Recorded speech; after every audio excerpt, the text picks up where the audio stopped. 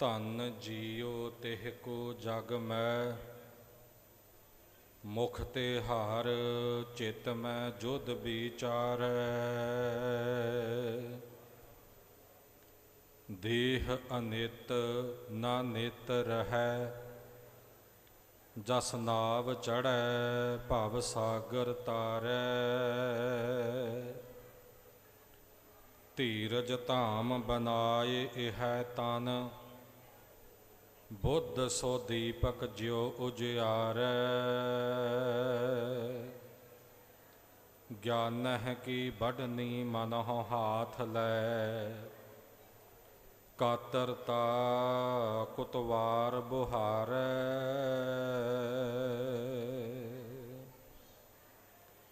ਸਤਿਗੁਰੂ ਗਰੀਬ ਨਿਵਾਜ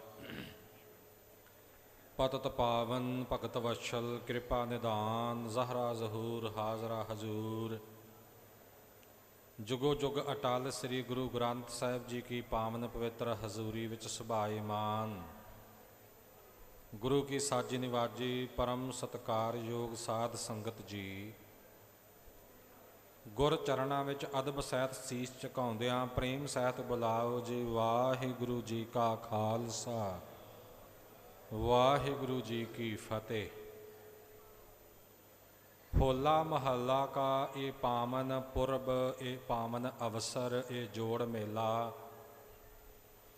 ਜੋ ਕਿ ਖਾਲਸਾ ਪੰਥ ਦੀ ਸੋਭਾ ਦਾ, ਜਾਹੋ ਜਲੀਲ ਦਾ, ਅਣਖ ਦਾ, ਗੈਰਤ ਦਾ ਔਰ ਚੜ੍ਹਦੀ ਕਲਾ ਦਾ ਪ੍ਰਤੀਕ ਹੈ।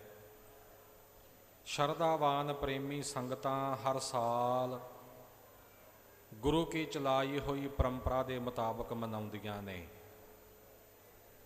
ਇਸ ਸਾਲ ਵੀ ਕੱਲ੍ਹ ਨੂੰ ਇਹ ਪਾਵਨ ਦਿਹਾੜਾ ਆ ਰਿਹਾ ਹੈ ਤੇ ਬੇਅੰਤ ਸੰਗਤਾਂ ਇਹਨਾਂ ਜੋੜ ਮੇਲਿਆਂ ਵਿੱਚ ਹਾਜ਼ਰੀਆਂ ਭਰ ਰਹੀਆਂ ਨੇ।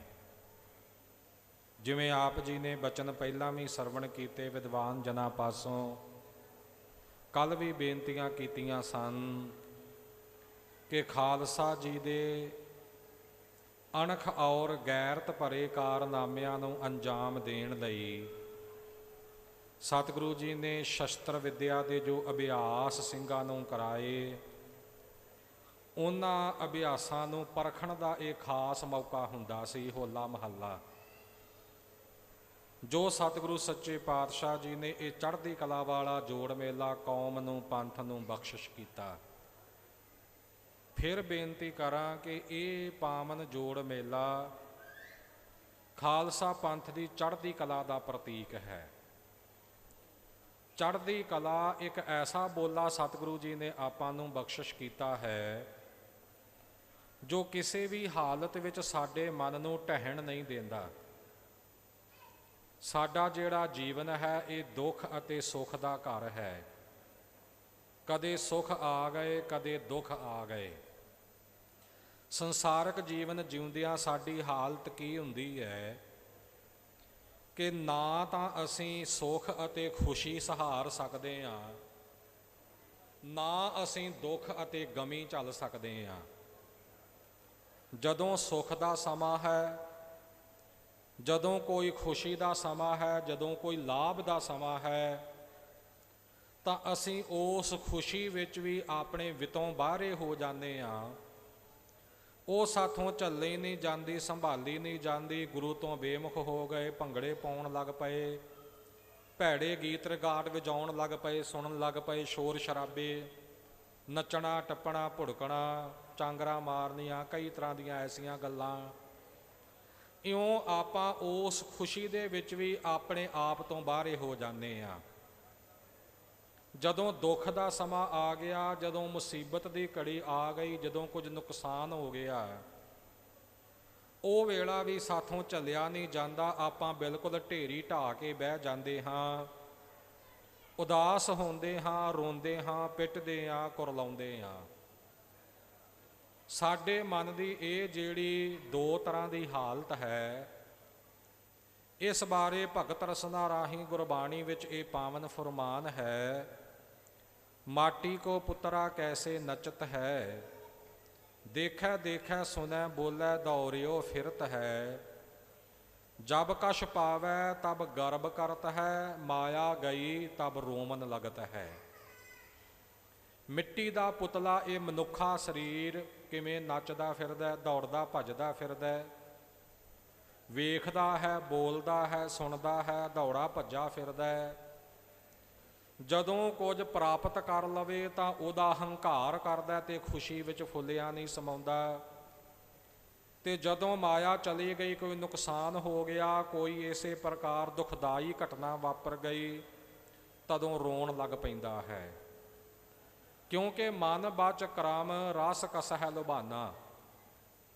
ਮਨ ਕਰਕੇ, ਬਚਨਾ ਕਰਕੇ, ਕਰਮ ਸਰੀਰ ਕਰਕੇ ਇਹ ਰਸਾਂ ਕਸਾਂ ਵਿੱਚ ਜੋ ਲੁਭਾਏਮਾਨ ਹੋਇਆ ਹੈ। ਇਉਂ ਸਾਡੀ ਹਾਲਤ ਇਹ ਦੁੱਖ ਅਤੇ ਸੁੱਖ ਵਾਲੀ ਹੈ। ਦੁੱਖ ਦੇ ਵਿੱਚ ਬਿਲਕੁਲ ਹੀ ਗਰਕ ਗਏ, ਸੁੱਖ ਦੇ ਵਿੱਚ ਬਿਲਕੁਲ ਹੀ ਹੰਕਾਰ ਤੇ ਖੁਸ਼ੀਆਂ ਦੇ ਟਿੱਲੇ ਤੇ ਚੜ੍ਹ ਗਏ। ਇਉਂ ਸਾਡੇ ਜੀਵਨ ਵਿੱਚ ਸਮਾਨਤਾ ਨਹੀਂ, ਇਕਸਾਰਤਾ ਨਹੀਂ। ਸਤਿਗੁਰੂ ਸੱਚੇ ਪਾਤਸ਼ਾਹ ਜੀ ਨੇ ਗੁਰਸਿੱਖ ਦੇ ਜੀਵਨ ਨੂੰ ਇਹ ਇਕਸਾਰਤਾ ਬਖਸ਼ੀ ਹੈ। ਗੁਰਸਿੱਖ ਦਾ ਜੀਵਨ ਐਸਾ ਬਣਾਇਆ ਹੈ ਜਿਸ ਦੇ ਵਿੱਚ ਇਹ ਸਿਧਾਂਤ ਹੈ, ਗੁਰੂ ਚਰਨਾਂ ਵਿੱਚ ਇਹ ਬੇਨਤੀ ਵੀ ਹੈ ਤੇ ਐਸਾ ਸੁਭਾਅ ਵੀ ਹੈ, ਜੇ ਸੁਖ ਦੇਹ ਤਾਂ ਤੁਝ ਹੈ ਅਰਾਧੀ, ਦੁੱਖ ਭੀ ਤੁਝ ਹੈ ਧਿਆਈ। ਜੇ ਭੁੱਖ ਦੇਹ ਤਾਂ ਇਤ ਹੀ ਰਾਜਾ, ਦੁੱਖ ਵਿੱਚ ਸੂਖ ਮਨਾਈ। ਸਮਾਂ ਚਾਹੇ ਸੁਖ ਦਾ ਹੈ, ਚਾਹੇ ਦੁੱਖ ਦਾ ਹੈ। ਗੁਰੂ ਕਾ ਸਿੱਖ ਮਾਨਸਿਕ ਰੂਪ ਵਿੱਚ, ਆਤਮਿਕ ਰੂਪ ਵਿੱਚ ਸਦਾ ਚੜ੍ਹਦੀ ਕਲਾ ਦੇ ਵਿੱਚ ਰਹਿੰਦਾ ਹੈ। ਜੇ ਸੁਖ ਪ੍ਰਾਪਤ ਆ ਗਏ ਤਾਂ ਵੀ ਮਨ ਵਿੱਚ ਇਹ ਭਾਵਨਾ ਕਿ ਸੁਖ ਦਾਤਾ ਪ੍ਰਭ ਏਕ ਹੈ, ਇੱਕੋ ਇੱਕ ਉਹ ਪ੍ਰਭੂ ਹੀ ਸੁੱਖਾਂ ਦਾ ਦਾਤਾ ਹੈ। ਉਸੇ ਨੇ ਕਿਰਪਾ ਕੀਤੀ ਹੈ, ਉਸੇ ਨੇ ਬਖਸ਼ਿਸ਼ ਕੀਤੀ ਹੈ। ਜੇ ਦੁੱਖ ਦਾ ਸਮਾਂ ਆ ਗਿਆ ਤਾਂ ਕੇਤਿਆ ਦੁੱਖ ਭੂਖ ਸਦ ਮਾਰ, ਇਹ ਪੇ ਦਾਤ ਤੇਰੀ ਦਾਤਾਰ। ਇਹ ਦੁੱਖ ਭੁੱਖ ਇਤਿਆਦਿਕ ਦੀ ਜਿਹੜੀ ਮਾਰ ਪੈਂਦੀ ਮਹਾਰਾਜ, ਇਹ ਵੀ ਇੱਕ ਤੇਰੀ ਦਾਤ ਹੀ ਹੈ। ਇਹਦੇ ਵਿੱਚ ਵੀ ਤੂੰ ਸਾਡਾ ਭਲਾ ਹੀ ਕਰਦਾ ਹੈ। ਸੁੱਖ ਦੁੱਖ ਤੇਰੀ ਆਗਿਆ ਪਿਆਰੇ, ਦੂਜੀ ਨਾ ਹੀ ਜਾਏ। ਕੋਈ ਦੂਸਰੀ ਜਗ੍ਹਾ ਨਹੀਂ ਜਿੱਥੋਂ ਸੁੱਖ ਨਿਕਲੇ ਜਾਂ ਜਿੱਥੋਂ ਦੁੱਖ ਨਿਕਲੇ। ਹੇ ਮੇਰੇ ਪਿਆਰੇ ਵਾਹਿਗੁਰੂ, ਇਹ ਤੇਰੀ ਆਗਿਆ ਦੇ ਵਿੱਚ ਹੀ ਹਨ। ਇਉਂ ਗੁਰੂ ਕਾ ਸਿੱਖ ਹਮੇਸ਼ਾ ਉਤਸ਼ਾਹੀ ਰਹਿੰਦਾ ਹੈ, ਹਮੇਸ਼ਾ ਚੜ੍ਹਦੀ ਕਲਾ ਦੇ ਵਿੱਚ ਰਹਿੰਦਾ ਹੈ। ਤੇ ਉਸੇ ਚੜ੍ਹਦੀ ਕਲਾ ਦਾ ਪ੍ਰਤੀਕ ਇਹ ਖਾਲਸਾ ਜੀ ਕਾ ਇਤਿਹਾਸਕ ਜੋੜ ਮੇਲਾ ਹੋਲਾ ਮਹੱਲਾ ਹੈ। ਸਾਧ ਸੰਗਤ ਜੀ, ਜੇ ਆਪਾਂ ਵਿਚਾਰ ਕਰੀਏ, ਪੁਰਾਤਨ ਸਿੰਘਾਂ ਦੇ ਜਿਹੜੇ ਆਮ ਭਾਸ਼ਾ ਦੇ ਵਿੱਚ ਵਰਤਣ ਵਾਲੇ ਬੋਲੇ ਸਨ, ਆਮ ਗੱਲਬਾਤ ਵਿੱਚ ਵਰਤੇ ਜਾਣ ਵਾਲੇ ਲਫ਼ਜ਼, ਉਹ ਕਿੰਨੇ ਕਿੰਨੇ ਚੜ੍ਹਦੀ ਕਲਾ ਵਾਲੇ ਨੇ। ਜਿੰਨੇ ਵੀ ਆਮ ਵਰਤਾਰੇ ਵਿੱਚ ਲਫ਼ਜ਼ ਵਰਤੇ ਜਾਂਦੇ ਨੇ ਇਸਤਰੀ ਲਿੰਗ ਵਜੋਂ, ਇਸਤਰੀ ਵਾਚਕ ਵਜੋਂ, ਚਾਹੇ ਕੁਝ ਚੀਜ਼ਾਂ ਦੇ ਨਾਮ ਹੋਣ, ਚਾਹੇ ਕੋਈ ਹੋਰ ਚੀਜ਼ ਹੋਵੇ, ਗੁਰੂ ਕੇ ਖਾਲਸੇ ਨੇ ਚੜ੍ਹਦੀ ਕਲਾ ਨੂੰ ਪ੍ਰਮੁੱਖ ਰੱਖਦਿਆਂ ਉਸ ਨੂੰ ਪੁਲਿੰਗ ਵਿੱਚ ਬਦਲ ਦਿੱਤਾ। ਇੱਕ ਬੜਾ ਸੁੰਦਰ ਸਵਈਆ ਵਿਦਵਾਨ ਜਨਾਂ ਨੇ ਹੋਲੇ ਬਾਰੇ ਲਿਖਿਆ ਹੈ, ਕਹਿੰਦੇ ਢਾਲ ਕਟਾਰਾ ਬਰਛਾ ਤੇਗਾ, ਕੜਛਾ ਦੇਗਾ ਗੋਲਾ ਹੈ, ਸਜਾ ਦਸਤਾਰ ਛਕਾ ਪ੍ਰਸਾਦਾ, ਅਰ ਕਰ ਦੌਨਾ ਟੋਲਾ ਹੈ, ਸੁਬਟ ਸੁਚਾਲਾ ਅਰ ਲਖ ਬਾਹਾ, ਕਲਗਾ ਸਿੰਘ ਸੁਚੋਲਾ ਹੈ, ਅਪਰ ਮੁਸ਼ਹਿਰਾ ਦਾੜਾ ਜੈਸੇ ਤੈਸੇ ਬੋਲਾ ਹੋਲਾ ਹੈ। ਗੁਰੂ ਕੇ ਸਿੱਖ ਦੀ ਤਾਂ ਬੋਲ ਬਾਣੀ ਵਿੱਚੋਂ ਚੜ੍ਹਦੀ ਕਲਾ ਝਲਕਦੀ ਹੈ। ਸ਼ਸਤਰਧਾਰੀ ਹੈ ਨਾ ਗੁਰੂ ਕਾ ਖਾਲਸਾ। ਸ਼ਸਤਰਧਾਰੀ ਸੂਰਮਾ ਮੈਦਾਨੇ ਜੰਗ ਵਿੱਚ ਜਦੋਂ ਜੂਝਦਾ ਹੈ, ਇੱਕ ਹੱਥ ਤੇਗ ਹੁੰਦੀ ਹੈ, ਦੂਸਰੇ ਹੱਥ ਢਾਲ ਹੁੰਦੀ ਹੈ। ਹੋਵੇਗੀ ਢਾਲ ਲੋਕਾਂ ਦੀ, ਗੁਰੂ ਕੇ ਖਾਲਸੇ ਦੇ ਤਾਂ ਢਾਲੇ ਹੁੰਦੇ ਨੇ, ਢਾਲੇ। ਢਾਲਾ ਵਰਤਦਾ ਗੁਰੂ ਕਾ ਸਿੱਖ। ਆਮ ਲੋਕਾਂ ਦੀ ਕਟਾਰ ਹੈ ਤੇ ਗੁਰੂ ਕੇ ਖਾਲਸੇ ਦਾ ਕਟਾਰਾ ਹੈ, ਕਟਾਰਾ। ਲੋਕਾਂ ਦੀਆਂ ਤੇਗਾਂ ਨੇ ਤੇ ਖਾਲਸਾ ਕਹਿੰਦਾ ਹੈ ਤੇਗਾ। ਆਮ ਲੋਕਾਂ ਦੀਆਂ ਬਰਛੀਆਂ ਨੇ ਤੇ ਗੁਰੂ ਕਾ ਖਾਲਸਾ ਵਰਤਦਾ ਹੈ ਬਰਛਾ। ਇਉਂ ਸਾਰੇ ਅੱਖਰ ਚੜ੍ਹਦੀ ਕਲਾ ਵਾਲੇ। ਢਾਲ ਕਟਾਰਾ, ਬਰਛਾ ਤੇਗਾ, ਕੜਛਾ ਦੇਗਾ ਗੋਲਾ ਹੈ। ਗੁਰੂ ਕਾ ਸਿੱਖ ਜਦ ਮੈਦਾਨੇ ਜੰਗ ਵਿੱਚ ਹੈ, ਸ਼ਸਤਰ ਵਰਤ ਰਿਹਾ ਹੈ। ਜਦੋਂ ਗੁਰੂ ਕਾ ਸਿੱਖ ਗੁਰੂ ਕੀ ਸੰਗਤ ਵਿੱਚ ਹੈ ਤੇ ਗੁਰੂ ਕੇ ਲੰਗਰ ਚਲਾ ਰਿਹਾ, ਲੰਗਰ ਦੇ ਵਿੱਚ ਲੰਗਰ ਦਾ ਸਮਾਨ ਵਰਤਿਆ ਜਾ ਰਿਹਾ ਹੈ। ਦੋਵੇਂ ਵਸਤੂਆਂ ਚੱਲਦੀਆਂ ਨੇ। ਕਿੱਡਾ ਉੱਚਾ ਆਦਰਸ਼ ਖਾਲਸੇ ਦਾ। ਮੈਦਾਨੇ ਜੰਗ ਵਿੱਚ ਵੈਰੀ ਦੇ ਨਾਲ ਖਾਲਸਾ ਟੱਕਰ ਲੈਂਦਾ ਹੈ। ਉਹ ਵੈਰੀ ਜਿਨ੍ਹਾਂ ਦੇ ਨਾਲ ਸਾਰਾ ਦਿਨ ਜੰਗ ਲੜੀ ਹੈ, ਯੁੱਧ ਲੜਿਆ ਹੈ, ਉਸ ਯੁੱਧ ਵਿੱਚ ਕਈ ਵੈਰੀ ਮਾਰ ਮੁਕਾਏ ਨੇ ਤੇ ਕਈਆਂ ਵੈਰੀਆਂ ਦੇ ਹੱਥੋਂ ਆਪਣੇ ਸਿੰਘਾਂ ਦੀ ਸ਼ਹਾਦਤ ਹੋ ਗਈ ਹੈ। ਸ਼ਾਮ ਦਾ ਵਕਤ ਹੁੰਦਾ ਹੈ, ਖਾਲਸਾ ਆਪਣੇ ਜ਼ਖਮੀਆਂ ਦੀ ਸੰਭਾਲ ਕਰਦਾ ਹੈ, ਸ਼ਹੀਦ ਹੋਏ ਸਿੰਘਾਂ ਦੇ ਸਰੀਰਾਂ ਦੀ ਸੰਭਾਲ ਕਰਦਾ ਹੈ। ਤੇ ਇਸੇ ਤਰ੍ਹਾਂ ਕੁਝ ਗੁਰੂ ਕੇ ਸਿੰਘ ਜਿਹੜੇ ਨੇ ਉਹ ਲੰਗਰ ਦੀ ਤਿਆਰੀ ਕਰਾਉਣ ਲੱਗ ਪੈਂਦੇ ਨੇ। ਖਾਲਸਾ ਦਲ ਲਈ ਲੰਗਰ ਤਿਆਰ ਹੁੰਦਾ ਹੈ। ਜਦ ਲੰਗਰ ਪ੍ਰਸ਼ਾਦਾ ਤਿਆਰ ਹੋ ਜਾਂਦਾ, ਨਗਾਰੇ ਤੇ ਚੋਟ ਵੱਜ ਜਾਂਦੀ ਹੈ, ਆਓ ਭਾਈ ਗੁਰੂ ਕਾ ਲੰਗਰ ਖੁੱਲ੍ਹ ਗਿਆ ਹੈ, ਭੁੱਖਾ ਨੰਗਾ ਲੋੜਵੰਦ ਜਿਹੜਾ ਵੀ ਹੈ ਉਹ ਗੁਰੂ ਕੇ ਖਾਲਸੇ ਦੇ ਲੰਗਰ ਵਿੱਚ ਆ ਕੇ ਪ੍ਰਸ਼ਾਦਾ ਛਕੇ। ਉਹ ਦੁਸ਼ਮਣ ਜਿਨ੍ਹਾਂ ਦੇ ਨਾਲ ਸਾਰਾ ਦਿਨ ਜੰਗ ਲੜੀ ਹੈ ਤੇ ਅਗਲੇ ਦਿਨ ਫੇਰ ਜੰਗ ਲੜਨੀ ਹੈ, ਉਹ ਅਨੇਕਾਂ ਦੁਸ਼ਮਣ ਜਿਹੜੇ ਨੇ ਉਹ ਵੀ ਫਿਰ ਪੰਗਤ ਵਿੱਚ ਆ ਬੈਠਦੇ ਆ ਜਦੋਂ ਗੁਰੂ ਕੇ ਖਾਲਸੇ ਦਾ ਲੰਗਰ ਚੱਲਦਾ ਹੈ। ਪਰ ਹੁਣ ਖਾਲਸੇ ਦੇ ਮਨ ਵਿੱਚ ਭਿੰਨ ਭੇਦ ਨਹੀਂ, ਹੁਣ ਵਿਤਕਰਾ ਨਹੀਂ, ਹੁਣ ਦੁਸ਼ਮਣੀ ਨਹੀਂ, ਹੁਣ ਗੁਰੂ ਕਾ ਲੰਗਰ ਹੈ। ਹੁਣ ਉਹ ਇੱਕਸਾਰ ਸਭ ਨੂੰ ਪ੍ਰਸ਼ਾਦਾ ਵਰਤਾਉਣਾ ਹੈ। ਸਵੇਰੇ ਯੁੱਧ ਹੋਵੇਗਾ, ਜਿਹੜੇ ਰੂਪ ਵਿੱਚ ਵੈਰੀ ਆਵੇਗਾ ਦਿਨੇ ਵੇਖੀ ਜਾਵੇਗੀ। ਹੁਣ ਸਾਰੇ ਗੁਰੂ ਕੀ ਪੰਗਤ ਵਿੱਚ ਸੱਜੇ ਨੇ ਲੰਗਰ ਦੀ, ਹੁਣ ਸਭਨਾਂ ਨੂੰ ਪ੍ਰਸ਼ਾਦਾ ਇੱਕਸਾਰ ਵਰਤਾਉਣਾ ਹੈ। ਤੇ ਇਹੀ ਖਾਲਸੇ ਦੀ ਜਿਹੜੀ ਭਾਵਨਾ ਹੈ, ਇਹਨੂੰ ਮੁੱਖ ਰੱਖਦਿਆਂ ਇਹ ਪੰਗਤੀ ਉਚਾਰੀ ਵਿਦਵਾਨ ਜਨਾਂ ਨੇ ਕਿ ਢਾਲ ਕਟਾਰਾ ਬਰਛਾ ਤੇਗਾ ਕੜਛਾ ਦੇਗਾ ਗੋਲਾ ਹੈ। ਲੰਗਰ ਚੱਲਦਾ, ਲੋਕਾਂ ਦੀਆਂ ਕੜਛੀਆਂ ਵਰਤੀਆਂ ਜਾਂਦੀਆਂ, ਖਾਲਸੇ ਦਾ ਕੜਛਾ ਹੁੰਦਾ ਹੈ। ਲੋਕਾਂ ਦੀਆਂ ਦੇਗਾਂ ਹਨ, ਗੁਰੂ ਕੇ ਖਾਲਸੇ ਦਾ ਦੇਗਾ ਹੈ। ਗੋਲੀਆਂ ਦੀ ਜਗ੍ਹਾ ਗੁਰੂ ਕੇ ਖਾਲਸੇ ਦੇ ਗੋਲੇ ਹਨ। ਹਰ ਲਫ਼ਜ਼ ਚੜ੍ਹਦੀ ਕਲਾ ਵਾਲਾ। ਛਕਾ ਪ੍ਰਸਾਦ, ਲੋਕੀ ਭੋਜਨ ਖਾਂਦੇ ਨੇ ਤੇ ਕਹਿੰਦੇ ਕਿ ਰੋਟੀ ਖਾ ਲਈ ਹੈ ਜੀ, ਰੋਟੀ ਖਾਧੀ ਹੈ, ਰੋਟੀ ਖਾਣੀ ਹੈ। ਪਰ ਖਾਲਸਾ ਕਹਿੰਦਾ ਪ੍ਰਸ਼ਾਦਾ ਛਕਿਆ, ਪ੍ਰਸ਼ਾਦਾ ਛਕਾਉਣਾ ਹੈ। ਸੋ ਇਸ ਪ੍ਰਕਾਰ ਇਹ ਵੀ ਚੜ੍ਹਦੀ ਕਲਾ ਵਾਲਾ ਬੋਲਾ।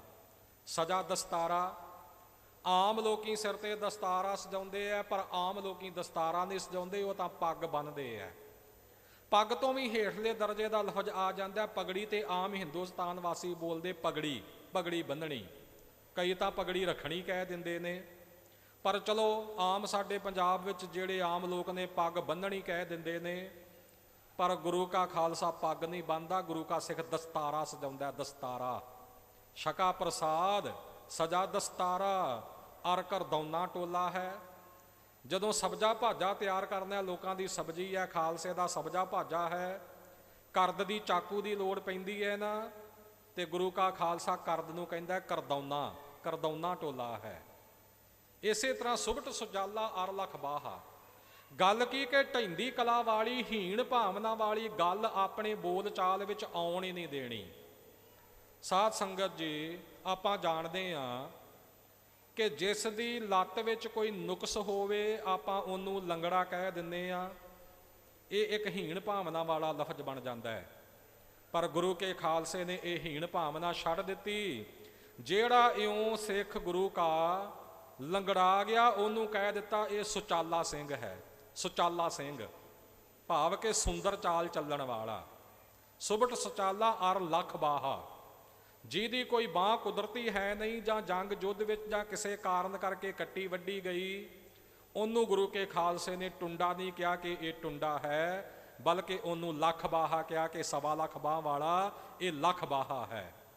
ਕਲਗਾ ਸਿੰਘ, ਸੀਸ ਦੇ ਕੇਸ ਕੁਦਰਤੀ ਕਿਤੇ ਝੜ ਜਾਣ, ਦੁਨੀਆ ਕਹਿੰਦੀ ਗੰਜਾ ਹੋ ਗਿਆ, ਇਹ ਵੀ ਹੀਣ ਭਾਵਨਾ ਵਾਲਾ ਲਫ਼ਜ਼ ਹੈ। ਤੇ ਗੁਰੂ ਕਾ ਖਾਲਸਾ ਕਹਿੰਦਾ ਇਹ ਕਲਗਾ ਸਿੰਘ ਹੈ, ਕਲਗਾ ਸਿੰਘ। ਸੋ ਇਸੇ ਪ੍ਰਕਾਰ ਇਹ ਚੜ੍ਹਦੀ ਕਲਾ ਵਾਲੇ ਲਫ਼ਜ਼ ਗੁਰੂ ਕੇ ਖਾਲਸੇ ਦੇ। ਸੋ ਸੁਭਟ ਸੁਚਾਲਾ ਅਰ ਲਖ ਬਾਹਾ, ਕਲਗਾ ਸਿੰਘ ਸਚੋਲਾ ਹੈ, ਅਪਰ ਮੁਸ਼ਹਿਰਾ ਦਾੜਾ ਜੈਸੇ। ਲੋਕ ਕਹਿੰਦੇ ਨੇ ਮੁੱਛਾਂ ਤੇ ਗੁਰੂ ਕੇ ਖਾਲਸੇ ਦਾ ਹੈ ਮੁਸ਼ਹਿਰਾ। ਲੋਕ ਕਹਿੰਦੇ ਨੇ ਦਾੜੀ ਤੇ ਗੁਰੂ ਕੇ ਖਾਲਸੇ ਕਾ ਹੈ ਦਾੜਾ। ਅਪਰ ਮੁਸ਼ਹਿਰਾ ਦਾੜਾ ਜੈਸੇ, ਤੈਸੇ ਬੋਲਾ ਹੋਲਾ ਹੈ। ਲੋਕਾਂ ਦੀਆਂ ਹੋਲੀਆਂ, ਗੁਰੂ ਕੇ ਖਾਲਸੇ ਦਾ ਹੋਲਾ। ਬਚਨ ਵਾਰ-ਵਾਰ ਆਪ ਨੇ ਸਟੇਜ ਤੋਂ ਸਰਵਣ ਕੀਤੇ। ਔਰਨ ਕੀ ਹੋਲੀ ਮਮ ਹੋਲਾ, ਕਹਿਓ ਕਿਰਪਾ ਨਿਧ ਬਚਨ ਅਮੋਲਾ। ਇਉਂ ਹਰ ਪੱਖ ਤੋਂ ਚੜ੍ਹਦੀ ਕਲਾ ਸਤਿਗੁਰੂ ਗਰੀਬ ਨਿਵਾਜ ਜੀ ਨੇ ਬਖਸ਼ਿਸ਼ ਕੀਤੀ। ਹਰ ਪੱਖ ਤੋਂ ਹੀ ਮਹਾਰਾਜ ਗੁਰੂ ਗਰੀਬ ਨਿਵਾਜ ਜੀ ਕੇ ਖਾਲਸੇ ਨੇ ਉਸ ਚੜ੍ਹਦੀ ਕਲਾ ਨੂੰ ਅਪਣਾਉਂਦਿਆਂ ਆਪਣੇ ਬੋਲ ਚਾਲ ਦੇ ਲਫ਼ਜ਼ ਐਸੇ ਕੜੇ ਜਿਨ੍ਹਾਂ ਵਿੱਚੋਂ ਚੜ੍ਹਦੀ ਕਲਾ ਝਲਕਦੀ ਹੈ। ਅੱਜ ਆਪਾਂ ਕਹਿ ਦਿੰਦੇ ਨਿਹੰਗ ਸਿੰਘਾਂ ਦੇ ਬੋਲੇ, ਨਹੀਂ, ਇਹ ਇਕੱਲੇ ਸਿਰਫ ਨਿਹੰਗ ਸਿੰਘਾਂ ਦੇ ਬੋਲੇ ਨਹੀਂ, ਇਹ ਖਾਲਸਾ ਪੰਥ ਸਮੁੱਚੇ ਦੇ ਬੋਲੇ ਸਨ। ਭਾਵੇਂ ਖਾਲਸਾ ਪੰਥ ਕਿਸੇ ਰੂਪ ਵਿੱਚ ਵੀ ਵਿਚਰਿਆ, ਨਿਹੰਗ ਸਿੰਘਾਂ ਦੀ ਇਸ ਗੱਲ ਦੇ ਵਿੱਚ ਵਡਿਆਈ ਹੈ ਕਿ ਉਹਨਾਂ ਨੇ ਇਹ ਬੋਲੇ ਸੰਭਾਲ ਕੇ ਰੱਖੇ। ਆਪਾਂ ਛੱਡ ਦਿੱਤੇ, ਆਪਾਂ ਦੁਨੀਆ ਦੀ ਭਾਸ਼ਾ ਪਿੱਛੇ ਚੱਲ ਗਏ, ਤਾਂ ਹੀ ਸਾਡੇ ਵਿੱਚ ਢਹਿੰਦੀ ਕਲਾ ਆ ਗਈ। ਨਿਹੰਗ ਸਿੰਘਾਂ ਨੇ ਇਹਨਾਂ ਬੋਲਿਆਂ ਨੂੰ ਸੰਭਾਲ ਕੇ ਰੱਖਿਆ, ਤਾਂ ਕਰਕੇ ਹੀ ਅੱਜ ਦੇ ਲੋਕ ਇਹਨਾਂ ਨੂੰ ਨਿਹੰਗ ਸਿੰਘਾਂ ਦੇ ਬੋਲੇ ਕਹਿ ਦਿੰਦੇ ਹੈ। ਹਰ ਪੱਖ ਤੋਂ ਚੜ੍ਹਦੀ ਕਲਾ, ਤੇ ਚੜ੍ਹਦੀ ਕਲਾ ਦਾ ਹੀ ਸੰਦੇਸ਼ ਸਾਨੂੰ ਇਹ ਹੋਲਾ ਮਹੱਲਾ ਜੀ ਕਾ ਪਾਵਨ ਅਵਸਰ ਬਖਸ਼ਿਸ਼ ਕਰਦਾ ਹੈ। ਅੱਜ ਸਾਡੇ ਵਿੱਚ ਢਹਿੰਦੀ ਕਲਾ ਬਹੁਤ ਆ ਗਈ। ਨਿੱਕੀ ਨਿੱਕੀ ਗੱਲ ਤੋਂ ਆਪਾਂ ਘਬਰਾਉਂਦੇ ਪਏ ਆ ਜੀ ਇਧਰਾਂ ਹੋ ਗਿਆ, ਪੰਥ ਦਾ ਪਤਾ ਨਹੀਂ ਕੀ ਨੁਕਸਾਨ ਹੋ ਜਾਵੇਗਾ, RSS ਦਾ ਹੂਆ ਖੜਾ ਕਰ ਲਿਆ, ਪਤਾ ਨਹੀਂ ਕਿਹੜਾ ਦੈਂਤ ਹੈ ਜਿਹੜਾ ਸਾਨੂੰ ਨਿਗਲ ਜਾਵੇਗਾ, ਫਲਾਣੇ ਨੇ ਇਦਾਂ ਕਰ ਲਿਆ, ਹਾਏ ਮਾਰੇ ਗਏ, ਲੁੱਟੇ ਗਏ। ਆਪਣੇ ਆਪ ਨੂੰ ਬੁੱਧੀਜੀਵੀ ਅਖਵਾਉਣ ਵਾਲਿਆਂ ਨੇ ਵੱਡੀਆਂ ਵੱਡੀਆਂ ਮੋਟੀਆਂ ਮੋਟੀਆਂ ਕਿਤਾਬਾਂ ਲਿਖ ਮਾਰੀਆਂ, ਅਖੇ ਜੀ ਸਿੱਖ ਵੀ ਨਿਗਲਿਆ ਗਿਆ। ਇਹ ਸਭ ਢਹਿੰਦੀ ਕਲਾ ਦੀਆਂ ਗੱਲਾਂ ਨੇ। ਖਾਲਸਾ ਜੀ, ਗੁਰੂ ਕਾ ਸਿੱਖ ਤਾਂ ਉਦੋਂ ਨਹੀਂ ਡੋਲਿਆ, ਉਦੋਂ ਨਹੀਂ ਢਹਿੰਦੀ ਕਲਾ 'ਚ ਆਇਆ ਜਦੋਂ ਇੱਕ ਦਿਨ ਵਿੱਚ 35,000 ਸ਼ਹੀਦ ਹੋ ਗਿਆ। ਅਹਿਮਦ ਸ਼ਾਹ ਅਬਦਾਲੀ ਨੇ ਖਾਲਸੇ ਨੂੰ ਖਤਮ ਕਰਨ ਦੀ ਨੀਤ ਨਾਲ ਹਮਲਾ ਕੀਤਾ। ਸਰਦਾਰ ਜੱਸਾ ਸਿੰਘ ਜੀ ਆਹਲੂਵਾਲੀਆ ਕੌਮ ਦੇ ਜਥੇਦਾਰ ਨੇ, ਹੋਰ ਸਾਰੇ ਸਰਦਾਰ ਕੌਮ ਦੇ ਉਹਨਾਂ ਦੇ ਨਾਲ ਨੇ, ਸਰਦਾਰ ਜੱਸਾ ਸਿੰਘ ਜੀ ਰਾਮਗੜੀਆ ਔਰ ਇਸੇ ਪ੍ਰਕਾਰ ਹੋਰ ਅਨੇਕਾਂ ਗੁਰੂ ਕੇ ਪਿਆਰੇ ਸਾਰੇ ਨਾਲ ਨੇ। ਸਿੰਘਾਂ ਦੀ ਰਣਨੀਤੀ ਇਹ ਹੈ ਕਿ ਜਿਹੜਾ ਖਾਲਸਾ ਪੰਥ ਦਾ ਵਹੀਰ ਹੈ, ਵਹੀਰ ਤੋਂ ਭਾਵ ਸਾਰੇ ਸਿੰਘਾਂ ਦੇ ਪਰਿਵਾਰ, ਜਿੰਨੇ ਬਜ਼ੁਰਗ ਨੇ, ਜਿੰਨੇ ਬੀਬੀਆਂ ਨੇ, ਜਿੰਨੇ ਬੱਚੇ ਨੇ, ਭੁਜੰਗੀ ਸਿੰਘ ਨੇ, ਉਹਨਾਂ ਸਾਰਿਆਂ ਨੂੰ ਸੁਰੱਖਿਅਤ ਰੂਪ ਵਿੱਚ ਕਿਸੇ ਜਗ੍ਹਾ ਪਹੁੰਚਾ ਦਿੱਤਾ ਜਾਵੇ ਤੇ ਫਿਰ ਅਬਦਾਲੀ ਦੀ ਫੌਜ ਦਾ ਟੱਕਰਾ ਕਰਾਂਗੇ। ਅੱਜ ਕੱਲ੍ਹ ਜ਼ੈਡ ਸਿਕਿਉਰਿਟੀ ਕਹੀ ਜਾਂਦੀ ਹੈ ਨਾ, ਖਾਲਸੇ ਨੇ ਉਦੋਂ ਵੀ ਸਿਕਿਉਰਿਟੀ ਵਰਤੀ, ਵੀ ਸਿਕਿਉਰਿਟੀ, ਜਿਵੇਂ ਇੰਗਲਿਸ਼ ਦਾ ਅੱਖਰ ਵੀ ਹੁੰਦਾ ਹੈ। ਇਸ ਪ੍ਰਕਾਰ ਦੀ ਸ਼ਕਲ ਬਣਾਈ, ਆਸੇ ਪਾਸੇ ਜੁਝਾਰੂ ਲੜਾਕੇ ਸਿੰਘ, ਵਿਚਕਾਰ ਉਹ ਸਾਰਾ ਖਾਲਸੇ ਦੇ ਪਰਿਵਾਰਾਂ ਦਾ ਵਹੀਰ। ਪਰ ਅਬਦਾਲੀ ਦੀ ਫੌਜ ਮਾਰੋ ਮਾਰ ਕਰਦੀ ਐਸੀ ਚੜ੍ਹੀ ਕਿ ਉਹ ਸੁਰੱਖਿਅਤ ਜਗ੍ਹਾ ਤੇ ਪਹੁੰਚਣ ਦਾ ਮੌਕਾ ਹੀ ਨਹੀਂ ਦਿੱਤਾ। ਮਲੇਰਕੋਟਲੇ ਦੇ ਇਲਾਕੇ ਵਿੱਚ ਕੁੱਪ ਔਰ ਰਹੀੜਾ, ਉੱਥੇ ਜਾ ਕੇ ਟਾਕਰੇ ਹੋਏ। 35,000 ਦੇ ਕਰੀਬ ਸਿੰਘ ਸ਼ਹੀਦ ਹੋਇਆ, ਅੱਧੇ ਤੋਂ ਵੱਧ ਖਾਲਸਾ ਸ਼ਹੀਦ ਹੋ ਗਿਆ। ਜਿਸ ਉਸ ਜੰਗ ਨੂੰ ਆਪਾਂ ਵੱਡੇ ਘੱਲੂਘਾਰੇ ਦੇ ਨਾਮ ਨਾਲ ਯਾਦ ਕਰਦੇ ਹਾਂ।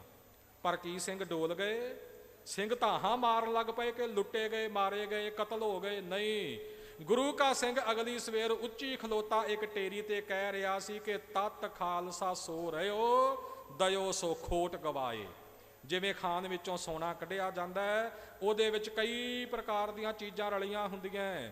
ਕੁਠਾਲੀ ਵਿੱਚ ਪਾ ਕੇ ਹੇਠਾਂ ਜਦੋਂ ਅੱਗ ਬਾਲੀ ਜਾਂਦੀ ਹੈ ਤਾਂ ਉਹ ਸਾਰੀਆਂ ਚੀਜ਼ਾਂ ਜਿਹੜੀਆਂ ਨੇ ਉਹ ਪਾਸੇ ਹੁੰਦੀਆਂ ਜਾਂਦੀਆਂ, ਸੋਨੇ ਦਾ ਵਜ਼ਨ ਘਟਦਾ ਜਾਂਦਾ ਹੈ। ਪਰ ਉਹ ਘਟਿਆ ਹੋਇਆ ਸੋਨਾ ਜਦੋਂ 12 ਵੰਨੀ ਦਾ ਸ਼ੁੱਧ ਹੋ ਜਾਂਦਾ, ਉਹਦੀ ਕੀਮਤ ਵੱਧ ਜਾਂਦੀ ਹੈ। 35,000 ਤੋਂ ਵੱਧ ਸਿੰਘ ਸ਼ਹੀਦ ਹੋਏ ਪਏ ਤੇ ਗੁਰੂ ਕੇ ਸਿੰਘ ਕਹਿ ਰਹੇ ਨੇ ਕਿ ਹੁਣ ਸ਼ੁੱਧ ਸੋਨਾ ਖਾਲਸਾ ਜਿਹੜਾ ਹੈ ਉਹ ਬਾਕੀ ਰਹਿ ਗਿਆ, ਚੜ੍ਹਦੀ ਕਲਾ ਹੋ ਗਈ। ਇਹ ਹੈ ਸਿੰਘਾਂ ਦੀ ਚੜ੍ਹਦੀ ਕਲਾ।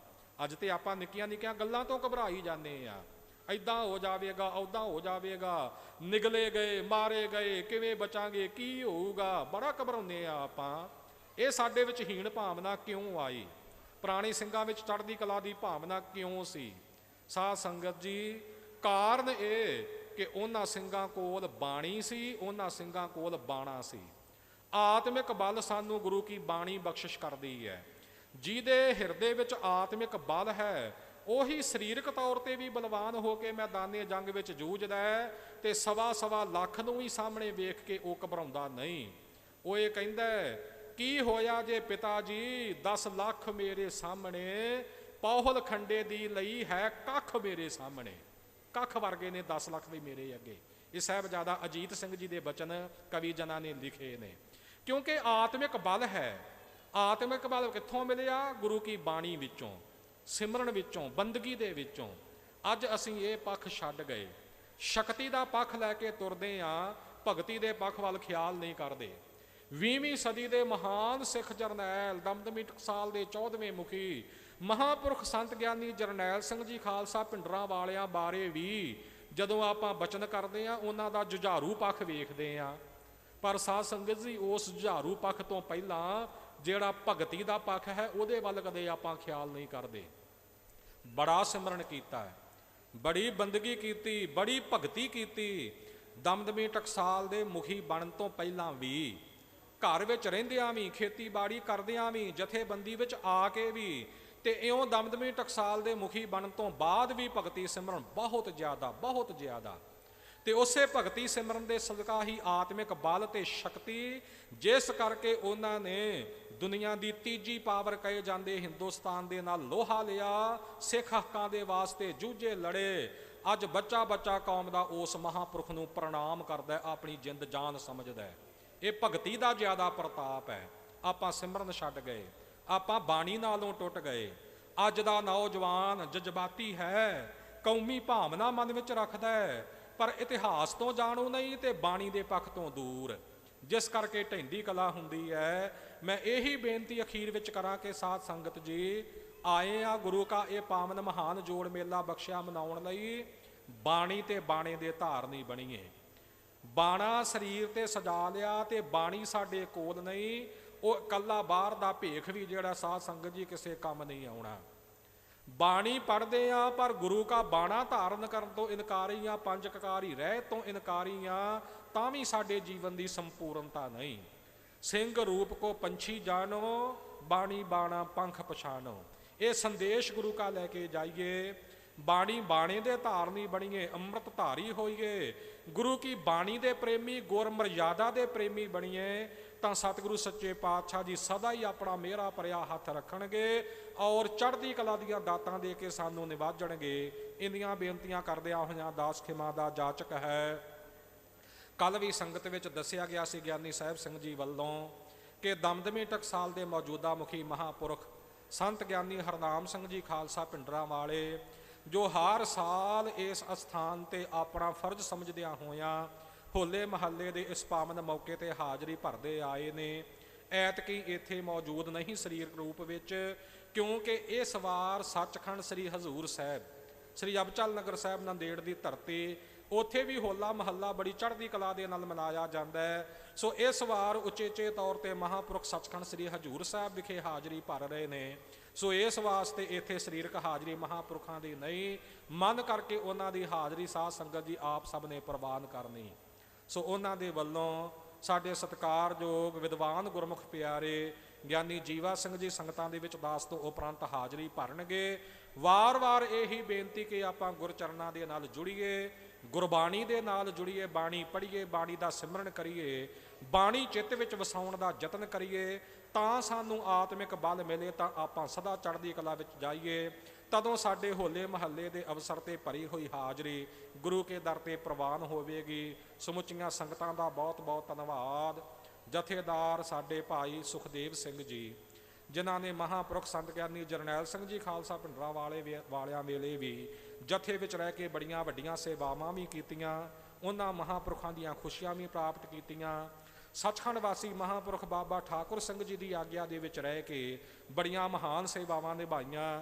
ਤੇ ਜਦੋਂ ਤੋਂ ਮਹਾਂਪੁਰਖ ਸੰਤ ਗਿਆਨੀ ਹਰਨਾਮ ਸਿੰਘ ਜੀ ਖਾਲਸਾ ਜੀ ਨੇ ਦਮਦਮੀ ਟਕਸਾਲ ਦੇ ਮੁੱਖ ਸੇਵਾਦਾਰ ਦੇ ਰੂਪ ਵਿੱਚ ਸੇਵਾ ਸੰਭਾਲੀ ਹੈ, ਉਦੋਂ ਤੋਂ ਲੈ ਕੇ ਵੀ ਤਿੰਨਾਂ ਮਹਾਂਪੁਰਖਾਂ ਦੀ ਆਗਿਆ ਵਿੱਚ ਰਹਿ ਕੇ ਸਾਰੀਆਂ ਸੇਵਾਵਾਂ ਬੜੀ ਚੜ੍ਹਦੀ ਕਲਾ ਦੇ ਨਾਲ ਨਿਭਾ ਰਹੇ ਨੇ। ਇੱਥੇ ਦੇ ਵੀ ਸਾਰੇ ਪ੍ਰਬੰਧ ਤੱਕ ਰਹੇ ਨੇ ਔਰ ਇੱਥੋਂ ਦੇ ਥਾਪੇ ਹੋਏ ਮੁੱਖ ਪ੍ਰਬੰਧਕ, ਉਹਨਾਂ ਦੇ ਹੀ ਛੋਟੇ ਭਰਾ ਸਾਡੇ ਸਤਿਕਾਰਯੋਗ ਵੀਰ ਭਾਈ ਸੁਖਵਿੰਦਰ ਸਿੰਘ ਜੀ, ਜਿਨ੍ਹਾਂ ਨੂੰ ਸੰਗਤਾਂ ਸ਼ਾਹ ਜੀ ਦੇ ਨਾਮ ਨਾਲ ਬਹੁਤਾ ਜਾਣਦੀਆਂ ਨੇ। ਸਾਰਿਆਂ ਗੁਰਮੁਖਾਂ ਦਾ ਧੰਨਵਾਦ। ਉਚੇਚੇ ਤੌਰ ਤੇ ਸੋ ਮਹਿਤੇ ਹੈੱਡਕੁਆਟਰ ਤੋਂ ਸਾਡੇ ਵੀਰ ਭਾਈ ਬੋੜ ਸਿੰਘ ਜੀ, ਹੋਰ ਜਿੰਨੇ ਗੁਰਮੁਖ ਪਿਆਰੇ ਆਏ, ਸਾਰਿਆਂ ਦਾ ਹੀ ਮੈਂ ਦਾਸ ਤਹਿ ਦਿਲੋਂ ਧੰਨਵਾਦੀ ਹਾਂ। ਸਾਰਿਆਂ ਨੇ ਮਾਣ ਸਤਿਕਾਰ ਬਖਸ਼ਿਸ਼ ਕੀਤਾ। ਦਮਦਮੀ ਟਕਸਾਲ ਦਾ ਨਿਮਾਣਾ ਸੇਵਾਦਾਰ ਹੋਣ ਦੇ ਨਾਤੇ ਸਤਿਗੁਰੂ ਜੀ ਕਿਰਪਾ ਕਰਨ। ਸਮੁੱਚੇ ਸਿੰਘਾਂ, ਸਮੁੱਚੀ ਦਮਦਮੀ ਟਕਸਾਲ, ਸਮੁੱਚੀਆਂ ਸੰਗਤਾਂ, ਸਮੁੱਚੇ ਖਾਲਸਾ ਪੰਥ ਦੇ ਸਿਰ ਤੇ ਮਿਹਰ ਭਰਿਆ ਹੱਥ ਰੱਖਣ, ਚੜ੍ਹਦੀਆਂ ਕਲਾ ਦੇ ਦਾਤਾਂ ਬਖਸ਼ਿਸ਼ ਕਰਨ, ਆਪਾਂ ਗੁਰੂ ਕੇ ਖੁਸ਼ੇ ਪ੍ਰਾਪਤ ਕਰ ਸਕੀਏ। ਇੰਨੀ ਹਾਜ਼ਰੀ ਪ੍ਰਵਾਨ ਕਰਨੀ, ਭੁੱਲਾਂ ਚੁੱਕਾਂ ਦੀ ਖਿਮਾ ਬਖਸ਼ਣੀ। ਵਾਹਿਗੁਰੂ ਜੀ ਕਾ ਖਾਲਸਾ, ਵਾਹਿਗੁਰੂ ਜੀ ਕੀ ਫਤਿਹ। ਬਹੁਤ ਬਹੁਤ ਧੰਨਵਾਦ।